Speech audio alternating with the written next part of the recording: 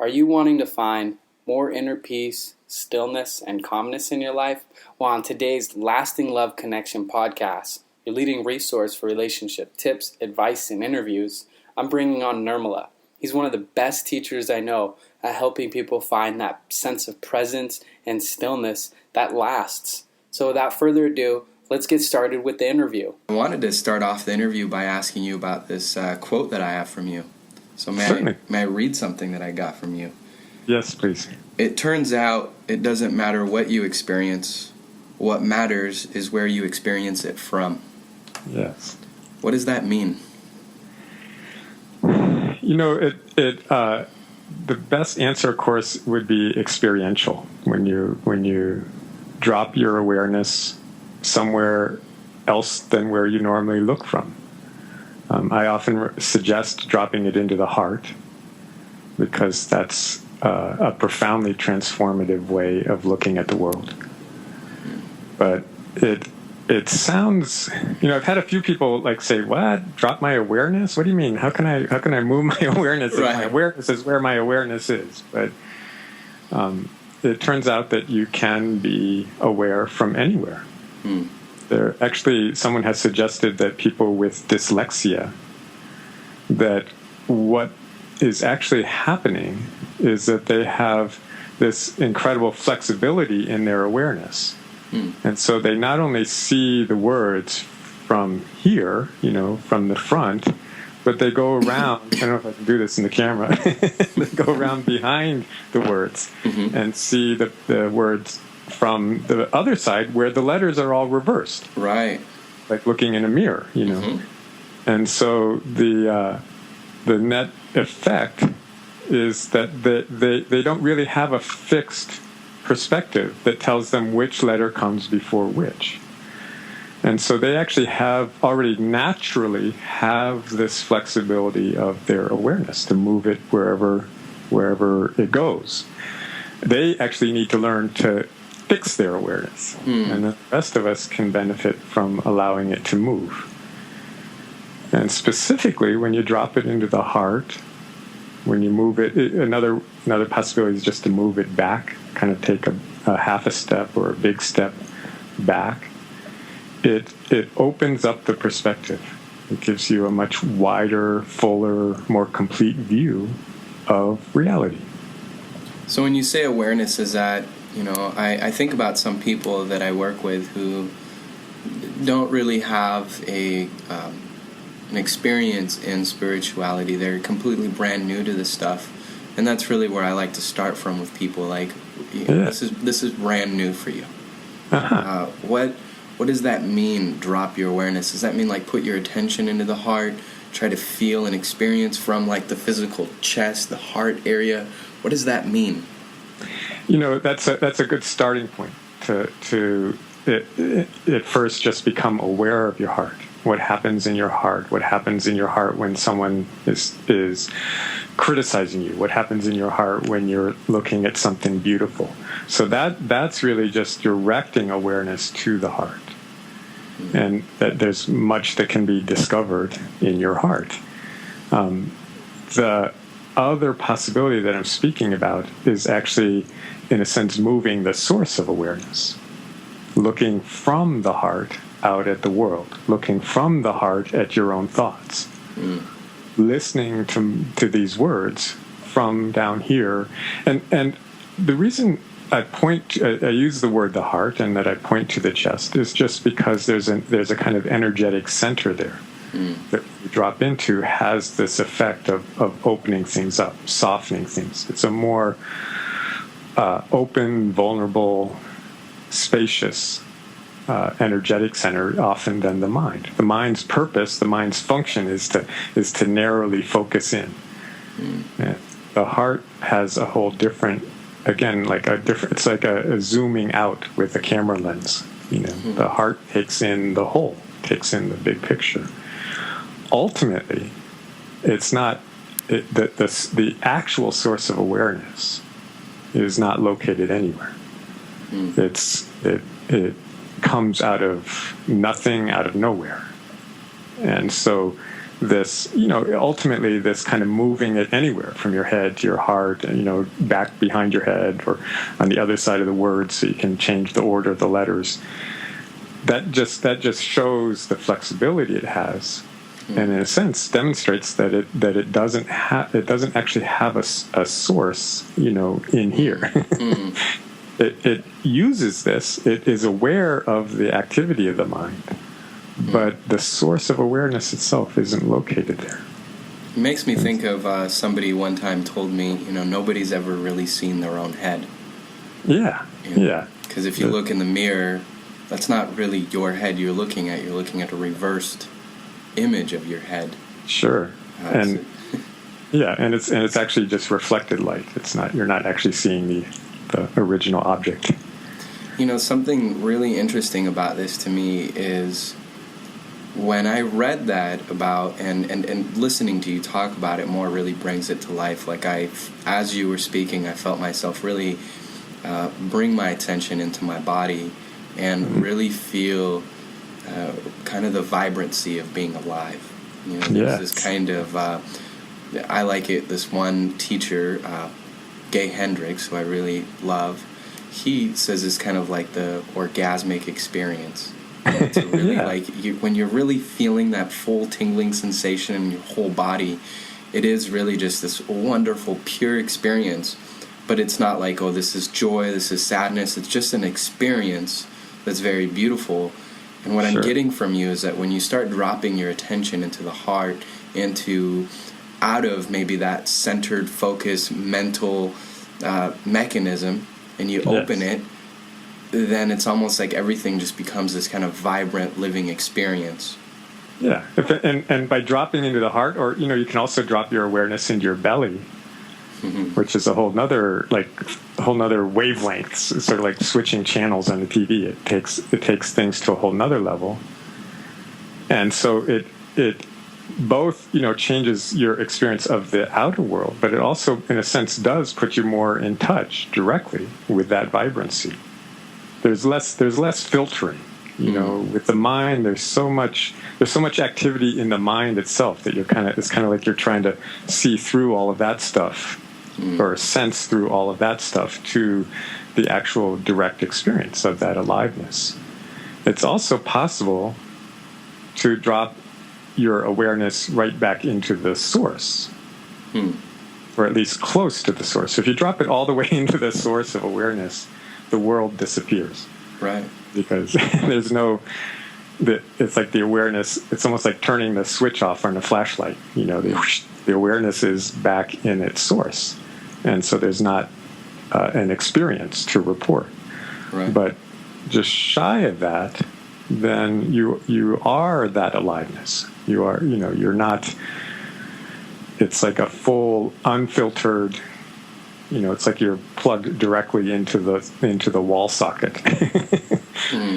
120 volts of aliveness going through your body. And, I think about some of the pitfalls that sometimes, or the ideas that people have about this experience that you're talking about, because oftentimes there's a tendency for people to think, well, if I'm really connected to that, then I won't experience frustration, I won't experience anxiety.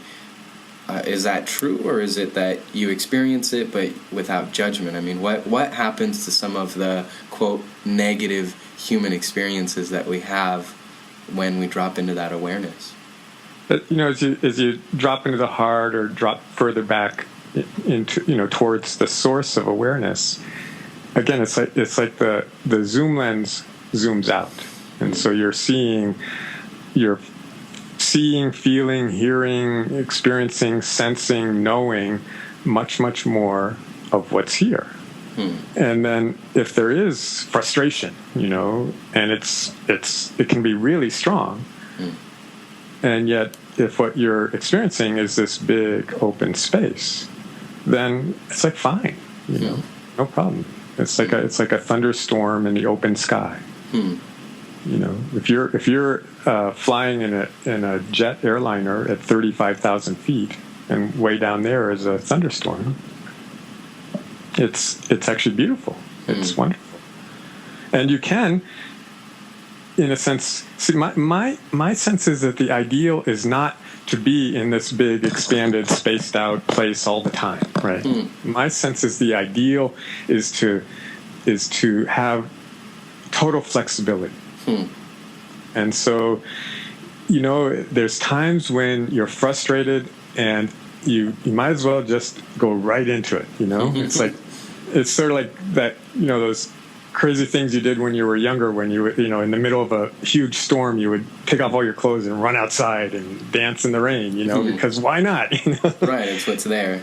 Yeah, there. It's like this big, I was in where I grew up was on the coast, and there was a hurricane, and I still remember standing there, and I was standing like this at a 45-degree angle.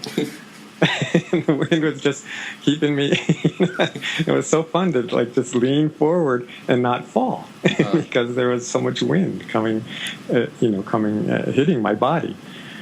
And so, if there's frustration, if there's sadness, the ideal isn't to move out of it. The ideal, of course, is not, especially not to get stuck out of it. Right, to collapse into it. Or to get stuck in it. Right. Yeah, to collapse into it. It's when we have this flexibility to move in and out. Then we have, in a sense, we can hold both perspectives. Because there's perfectly valid, reasonable reasons to get frustrated. Right. And so you might as well know you're frustrated, know what's causing it, know what you can or can't do about it. And then also be able to just kind of step out of it and say, yeah, that's happening.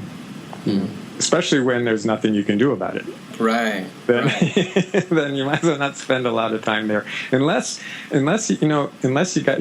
have to clean the house that day, because that energy is it's like there's a lot of heat, a lot of energy in anger and frustration.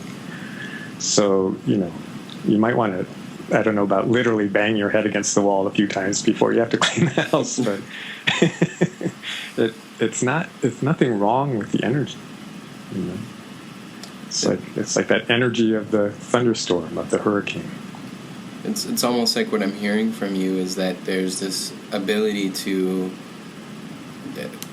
go in and out of being the experience and fully embody an experience, and yes, this is what I'm experiencing right now, and then zoom out and notice it as an experience that is just happening in space. Sure.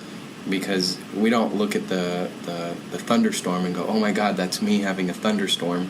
We know it's a thunderstorm. And it would be similar when we're experiencing that, oh, it's a thunderstorm, and then, yes, I'm having that experience. Yeah, that flexibility. There's another thing that's specifically really helpful with anger. And with anger, it's just this really strong energy, almost like a volcano, right? And a lot of times the only reason that anger is in any way uncomfortable or difficult is because we try to hold it, contain it. And so, we either struggle to hold it in, or sometimes we dump it on somebody else, to not have to hold it in anymore. But there's another possibility, which is just to let the anger be as big as it needs to be. Just like letting a thunderstorm or a hurricane take up as much of the sky as it needs to, because there's always more sky. And when you allow your anger to be as big as it naturally kind of wants to be, as it naturally is, really, then it's no longer like a bunch of heat and steam held inside a tiny little pressure cooker. It's that same amount of energy just here, moving more naturally, moving more freely. And there's no longer any need, really, to suppress it or get rid of it, express it, to dump it on somebody else. In fact, why waste it on somebody else? You become the space where it can all happen, but it's not personal. Yeah. When there's this sense of that there's this big space available for it, then there's no reason to hold it in your body, to hold it in a kind of personal, inside a personal identity. And Nirmala, in one of your books, you said love is space. That was one of the most wonderful ways of expressing what love is to me, in such a succinct way. Yes. How do we... What's that? Go ahead. What was the question? I was going to ask you, how do we offer that love to family members, or, we're talking about being that space in which feelings or experiences happen. How do we become that space for others?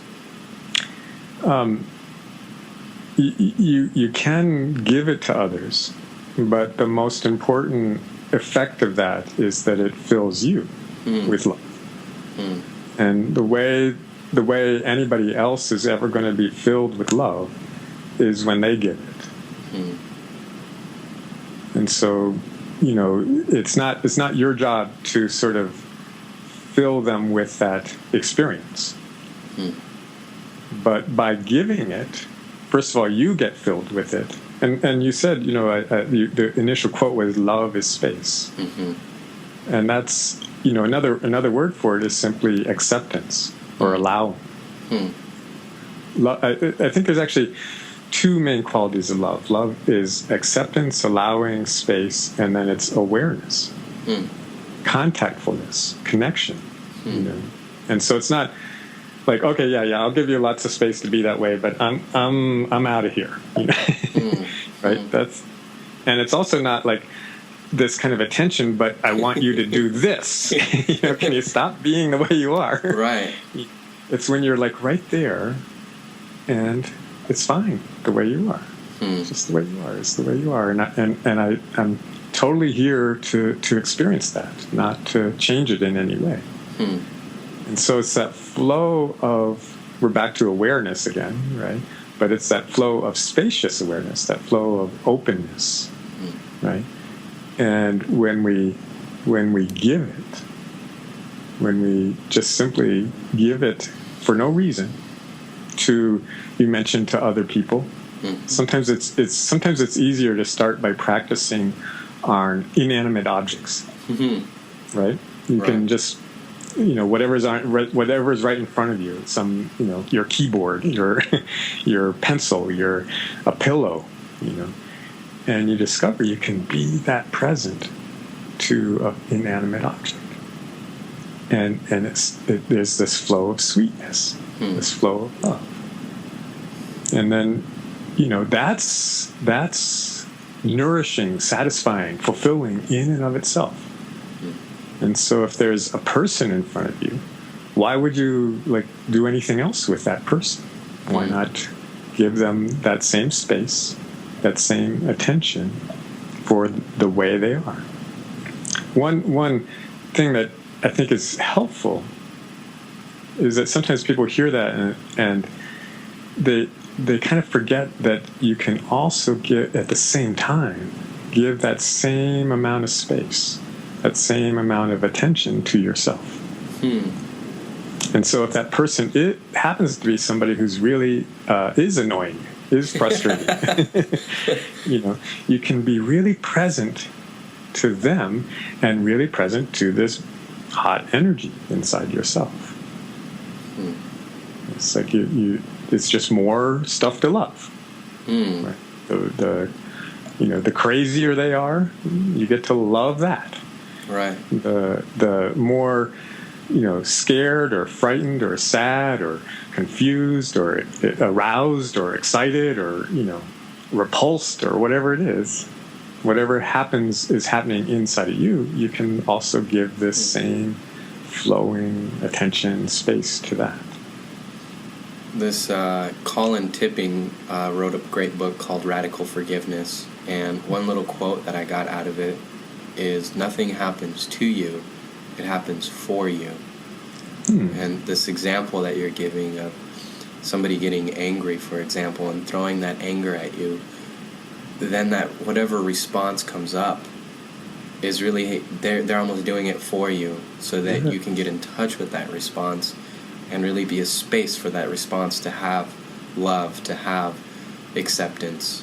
Yeah, because if it is if it's a limiting, contracted, conditioned part of yourself that is being triggered, the best thing you can do is to be really, really aware of it.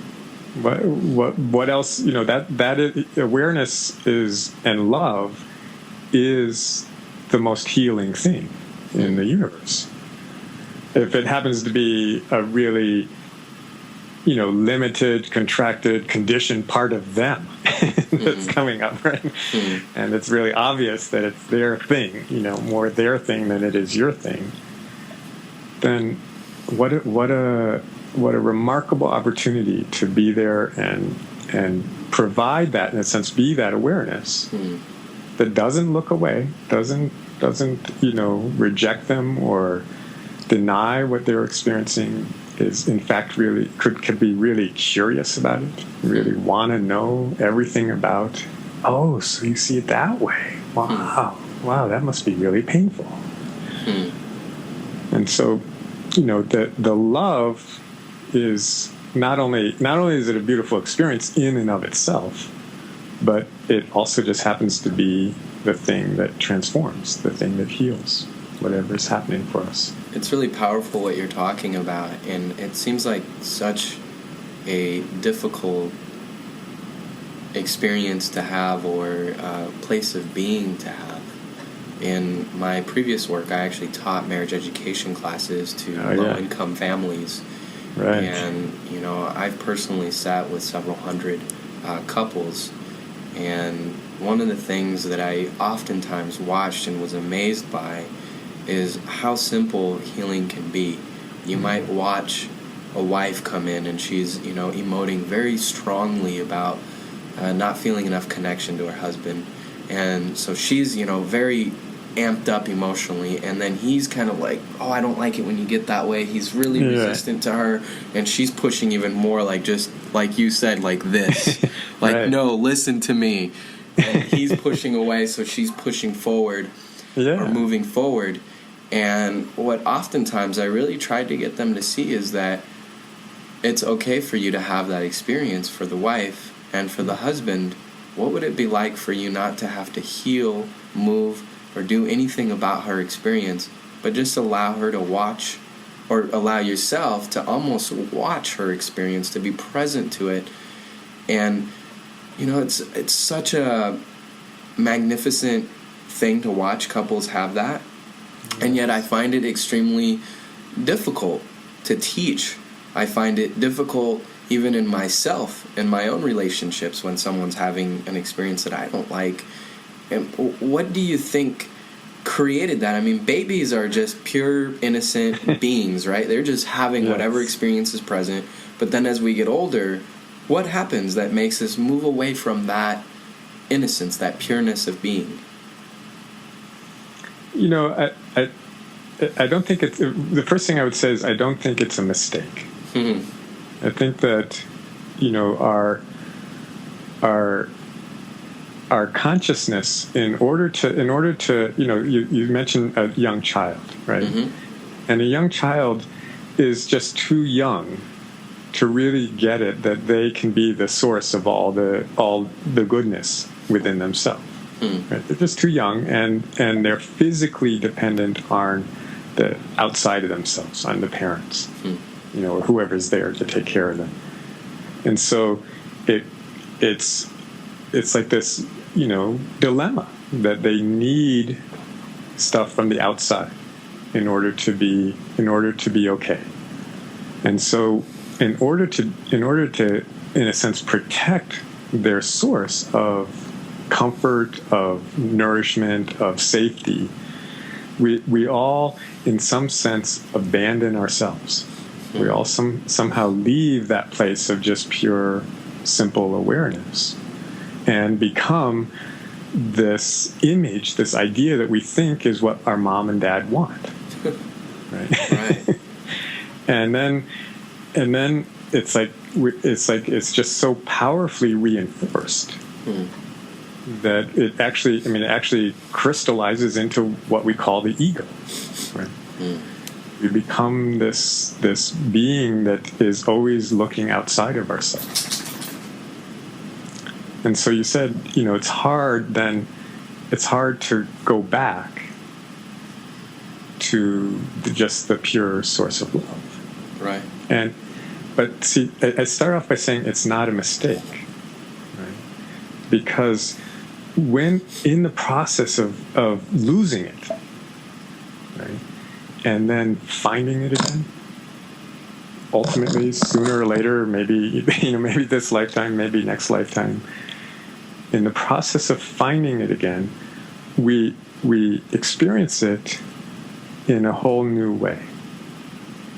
There's in the process of abandoning ourselves, we develop the mind and the capacity for a certain kind of conscious awareness, which obviously you can see in a little bit older child, right? But you can tell isn't there in a baby. Right.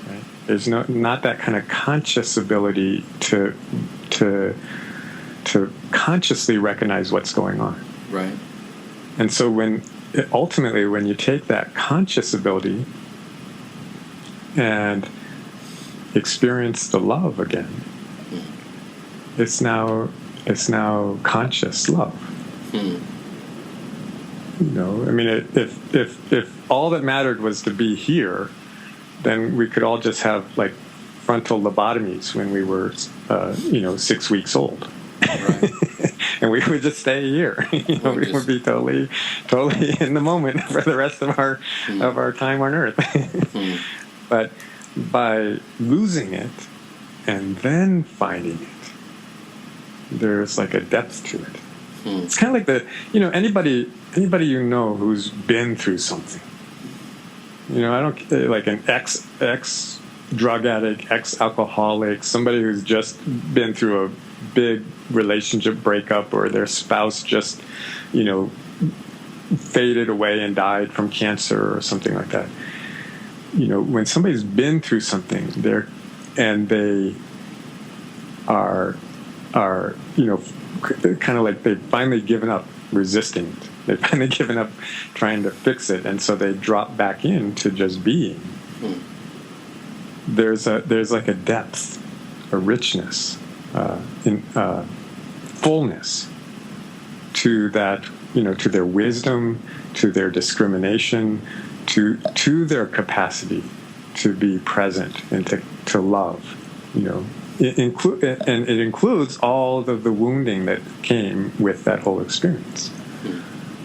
But it's you can't skip over that step. Right. You can't skip over being a crazy ego in the world. Darn it! Yeah, we didn't want you to tell us that, Nirmala. Of course, most people hearing this already realize at least they were never going to skip over that step because they've already taken it. Right. Yeah. But I think even if you ever have kids, you're just gonna. It's probably will break your heart to watch it happen, but you're gonna have to realize, hey, they have to be somebody before they can be nobody. I work with youth, actually. I manage 2 apartment buildings with youth who were formerly homeless, and we give them, first month is free rent, second month is $20, third month is $20, fourth is $50, and a lot of these guys and girls come from, abusive backgrounds, drug addiction, you name it, just difficult pasts.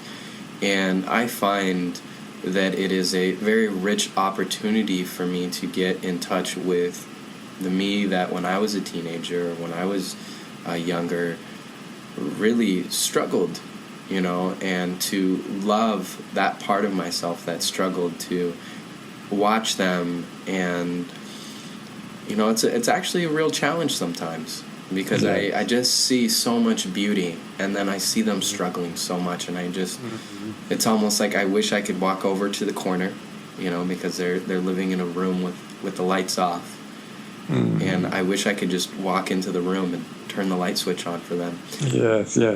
And it's what you're talking about. I have to and get to watch them do it themselves. Right. And there's no reason not to, you asked earlier about what can we do for others, Right. and by shining that love, not only does it fill you, but it creates a space where they can discover that for themselves. And so you can't do it for them, Right. but you can, in a sense, be in that place yourself.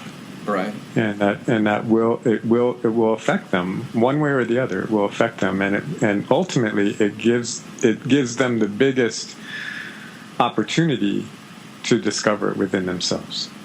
It makes sense. I mean, you just look at the kids who were abused, the kids who were neglected, versus a kid who sort of had some of that in their upbringing. They had parents that were loving in their maybe limited way, but they still were loving, Right. And there's a difference, as to how easy it is for the kid who had an easy time of it to open up that way. And so, the more time anybody spends in that space, whether it's coming from them or coming from someone else, the more access there is to it. Though there's a funny little thing, when you are in that expanded space and the person you're with is like very, very contracted, right? By its nature, that's still a fairly comfortable thing for you, right? By its nature, it's comfortable to be expanded. Right. But when you're contracted and someone else next to you or around you or looking at you is expanded, it actually can make them very uncomfortable. Yeah. It's kind of like you're like shining a spotlight into the dark corners of them, And so it's helpful to recognize that, because often what they first try and do anything and everything they can to get you to contract. Right. Because that actually makes them more comfortable. If you contract, then okay, now we're both contracted. We can hang out together. Right. there's no pressure. But if you're open and they're contracted, then it's like that makes them have a problem. And like I said, first thing they'll do is try and get you to do this. Try and get you to contract. And if you can stay like this, then it becomes this opportunity for them to open. If you can stay open, it becomes an opportunity for them. It's helpful to know that, because and also it's helpful to observe it in yourself, because we've all been the one who was more contracted. Right? And somebody's just there and they're like really in this beautiful spacious thing, and we're having a problem. and it's like, it kind of bugs us that they're being so spacious in this moment. Damn you, come down here with me. Yeah, exactly. Misery loves company. Get down here with me. Right. And cry in my soup with me. And so you can catch yourself doing this, of trying to kind of needle the other person, tease them, overly praise them, out and out criticize, attack, do anything you can, take all of the feeling that you're experiencing in that contracted state and blame it all on them, to see if you can get them to contract.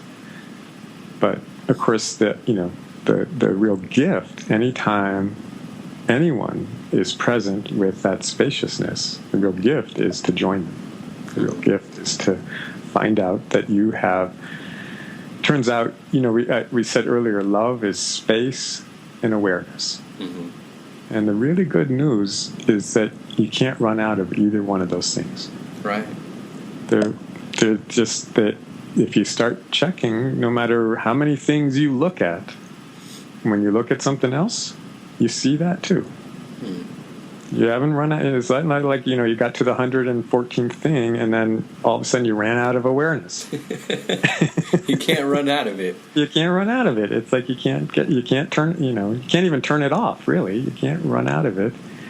And if if you just really check out your direct experience right now of space, where does it end? It doesn't have to be some sort of spiritual, subtle, essential thing that you haven't ever experienced called space. No, we're just talking about space. And there's obviously, the one thing you can be sure of is if something is happening, if something is present, there's space for it. And so far, again, if you count everything you've ever experienced in your whole life, and all of those things had space to happen in, and even right now, everything you can experience is happening. There's lots of space for it. Even simpler than giving something space is doing this, is just noticing it already has lots of space. There's an old story about there was a Zen monk, living in this monastery, and he went to the abbot one time and said, I just don't have enough space. I've got my little corner with my roll where I sleep and stuff, but I need more space. And the abbot said, really? Well, let's find out. And so he took him over to his little corner, and said, okay, lay down on the ground. And then the abbot took a piece of chalk and traced around the monk's body, and then had him get up and come back and look and say, I don't know, looks to me like there's enough space.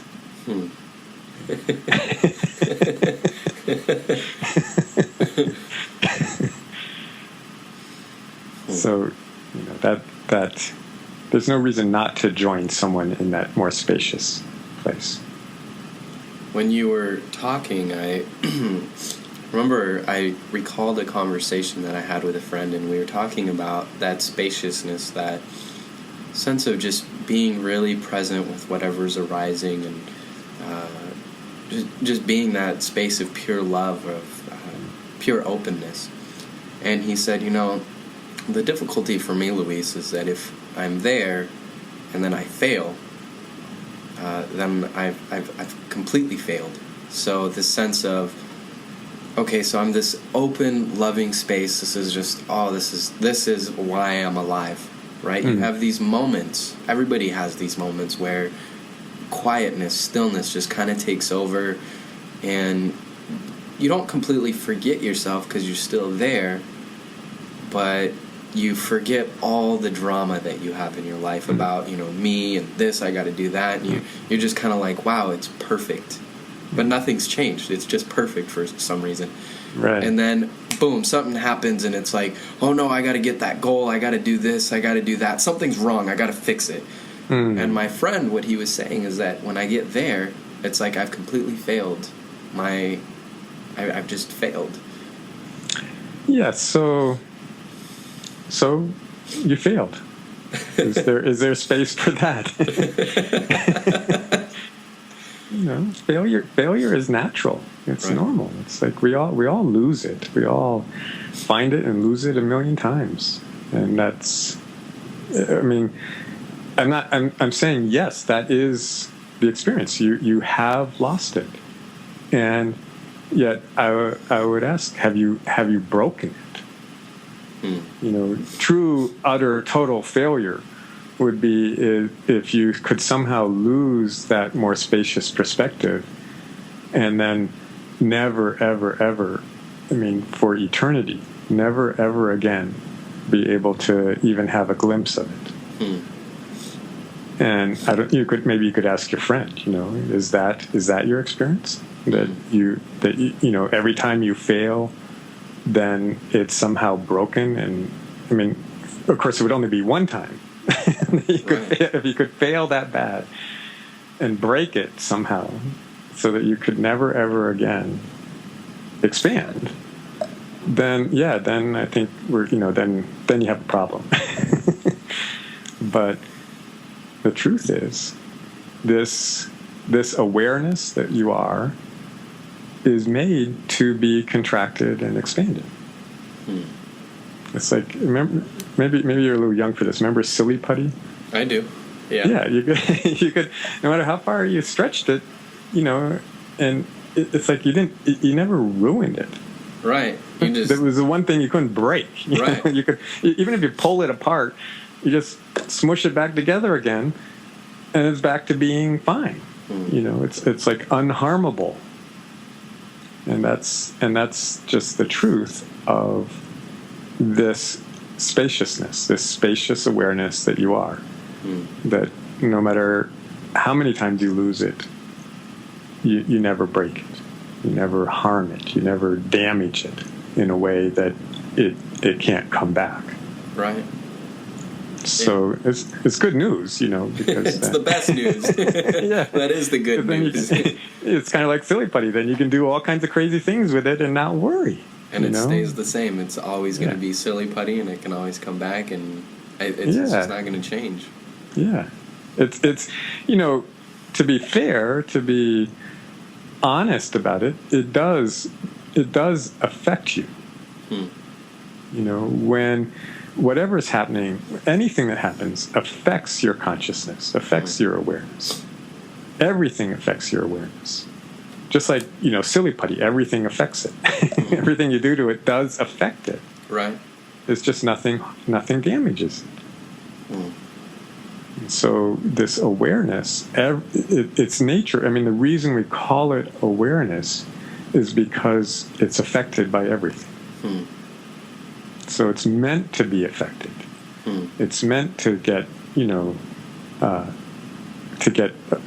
stirred up and pushed this way and pushed that way and pulled this way and pulled that way. It's meant to be affected. That was the purpose of it in the first place, was to have this limitless, variety of experiences and be affected by them all. But even the most horrible effects, the most painful, difficult effects, they don't last forever. Even if you take a total reincarnational perspective with all this terrible karma, it's like, well, the one truth about karma is that it all gets worked out in the end. Right.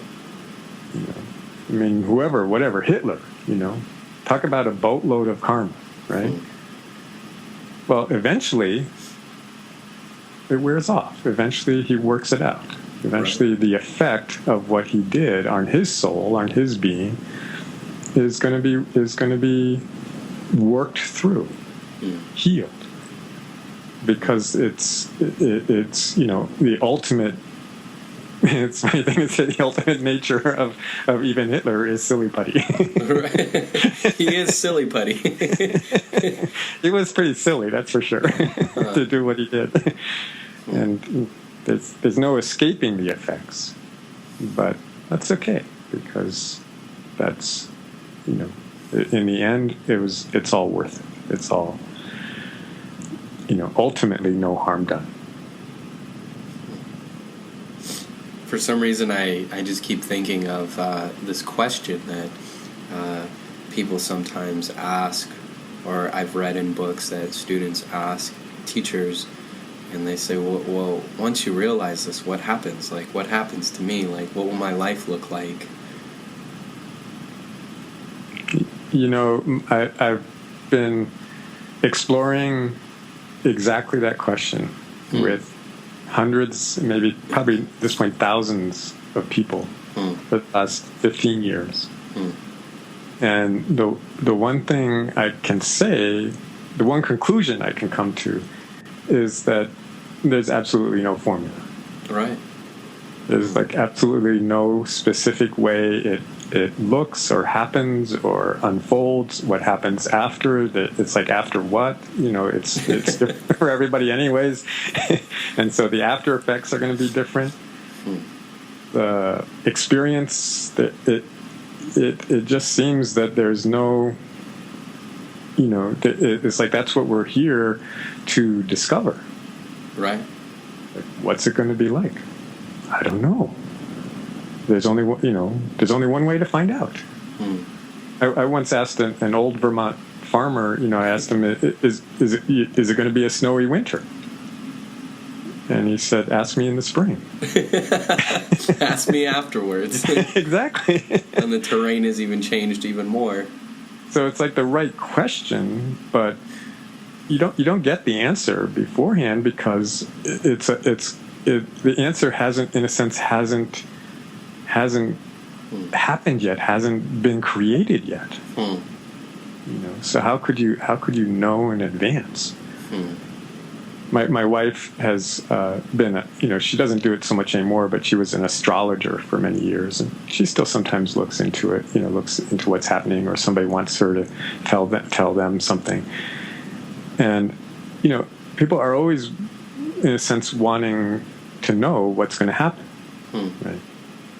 And what I found after being around her all this time is that isn't the purpose of astrology at all. There's no way that even if you were the best astrologer, calculated every tiny little aspect and progression. I mean, it gets very. I don't know how much you know about astrology, but it gets very complicated. Yes. It's like this incredible science, and then you get to this place where you know all of the influences, all of the, likelihoods, and then you still get to this place where you now don't know exactly what that's going to be. Right.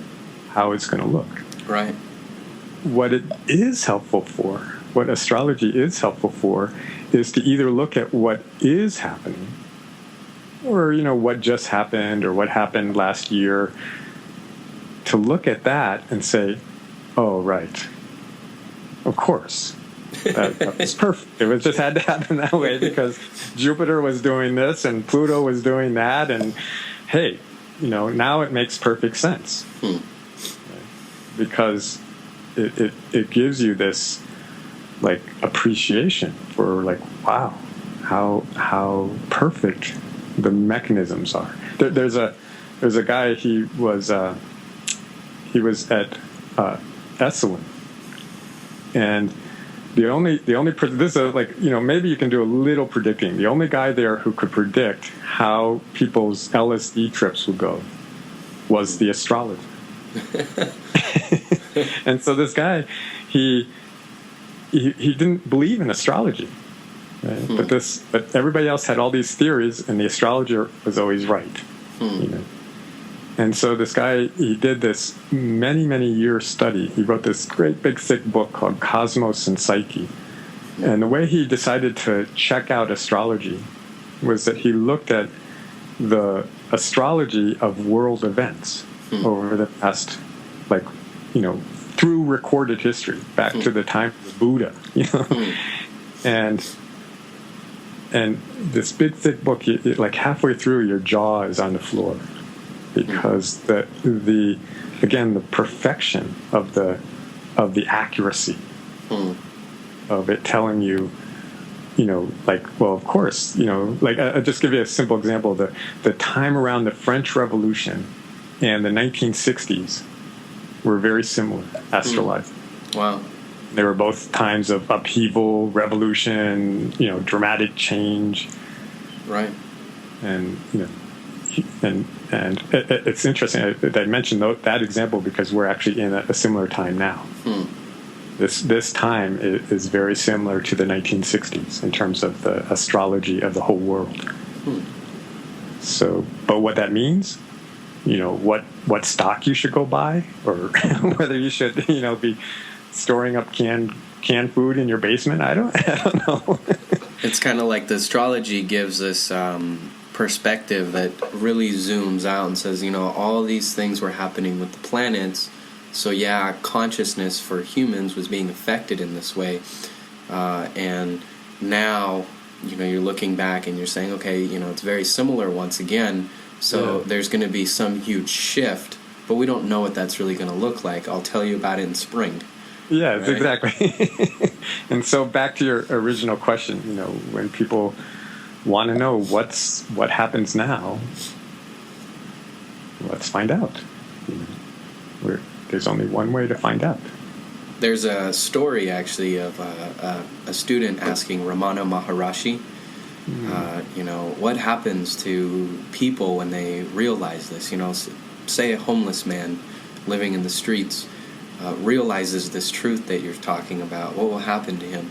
And Ramana said he might just continue being a homeless man, but he might not have a fight with being homeless. He might just be there as a homeless man, but yet as consciousness, living as a homeless man. Right. Not this sense of, oh, poor me, oh, I'm homeless, I better change my life. It's just consciousness is having that experience. Right. The space is having that. If he's lucky enough to be a homeless person in India, then they'll build a big ashram around him. That's right. Feeding him every day. That's exactly. But if he happens to be a homeless person, in New York City, he might end up in a mental hospital instead. Yeah. It's kind of like the fight with life.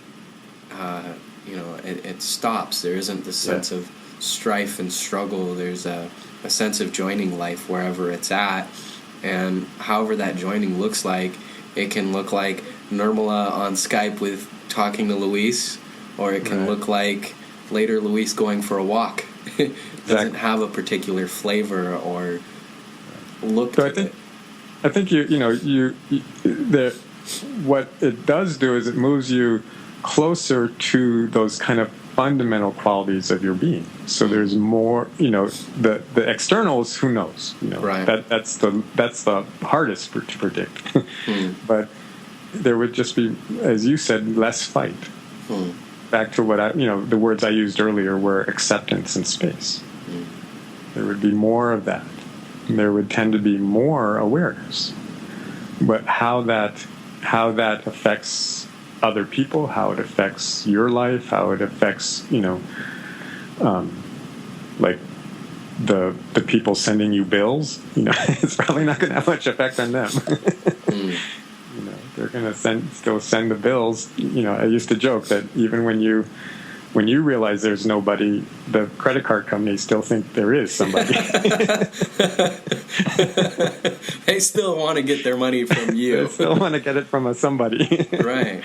And they keep addressing those bills to the same somebody that they've had on file all along.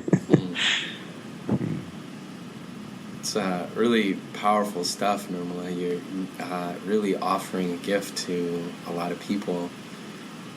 I really appreciated listening to your work on your website, the few MP3s that you have, as well as the free books that you have. I'm really touched by the fact that you have, 3 books that are just free. People just download them off of Amazon, and it's a free book. Yeah. There's a page on my website where you can link to Amazon or iBooks or any of or Nook, any of the bookstores out there, and download the. Do you want to tell people your website? I'll leave it in a little blurb, but if you want to just tell people what your website is. The name just came to me once. Remember, I don't know if you came across this because you're a little younger, but Endless Summer. There was a movie, Endless Summer. No. It was a movie about surfing. Okay. And I actually never even saw the movie, but I just loved growing up, I just loved that title, Endless Summer. Especially when you were still going to school. Endless Summer. Wow, Endless Summer. So the name of my website is Endless Satsang. Endless-satsang. Satsang is just being in truth, resting in truth. So even better than Endless Summer is Endless Truth, Endless Being. So endless-satsang.com. There you go. I personally really enjoy the website. There's a lot of freebies. I just want to direct people there if they want more of what we talked about and really get in touch with more of this experience. They're already in touch with this experience. That's the thing. But if they're looking to get some free books and some free materials, or if they want to do some counseling or talking with you, they can go to that website. Thank you so much for your time, Nirmala. It's been really powerful. I really enjoy it. And I'm looking forward to passing this on to some of the kids that I work with and clients that I have personally. So thank you so much. Yeah, thank you. It's been a real pleasure. Blessings. Thank you. Yeah, same to you.